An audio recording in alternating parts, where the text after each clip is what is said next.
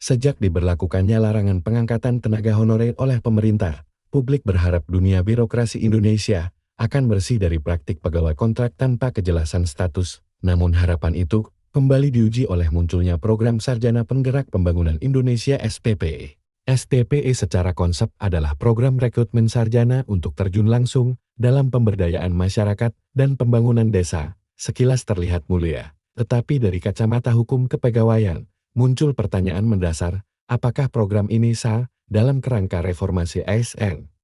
Celah di balik larangan.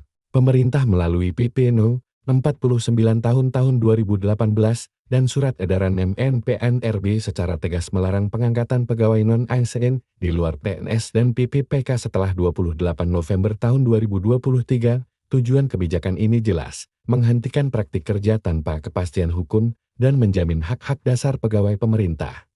Namun dalam praktiknya SPPI justru menjadi jalan tengah yang melanggengkan pola rekrutmen tenaga non-ASN. Meski disebut bukan pegawai, para peserta SPPI menjalankan tugas negara, diberi insentif, tunduk pada perintah struktural, bahkan bekerja penuh waktu. Hanya saja, secara administratif mereka tidak dicatat sebagai pegawai instansi.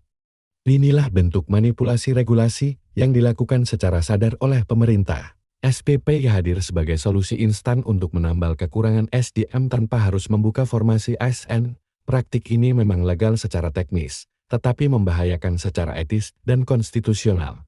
Ketimpangan dan kerentanan kritik berikutnya terletak pada posisi hukum peserta SPPE. Mereka tidak memiliki jaminan sosial jangka panjang, tidak masuk database ASN nasional, dan tidak dijamin pengangkatan sebagai PNS maupun PPPK di masa depan. Dalam bahasa sederhana, mereka adalah honorer berganti nama jika kebijakan ini terus dipertahankan. Maka upaya menyudahi era honorer hanyalah gimik administratif tanpa komitmen moral. Lebih ironis lagi, pemerintah seperti mengulang kesalahan masa lalu yang melahirkan ratusan ribu tenaga honorer titipan proyek. Rekomendasi penugasan berbasis proyek semacam SPPI sebaiknya tidak dijadikan pola tetap. Pemerintah harus berani menempuh jalur hukum yang benar dengan mengalokasikan formasi ASN berbasis kebutuhan lapangan, menghentikan seluruh bentuk rekrutmen tenaga non-ASN yang menyamar sebagai program pembangunan, serta memastikan bahwa setiap SDM yang bekerja untuk negara mendapatkan perlindungan hukum, status, dan kesejahteraan yang adil. Bila pemerintah benar-benar ingin membangun desa dan memperkuat kapasitas masyarakat, maka solusinya bukan dengan melahirkan SPPI, tapi dengan memperkuat rekrutmen ASN berbasis merit dan kebutuhan nyata.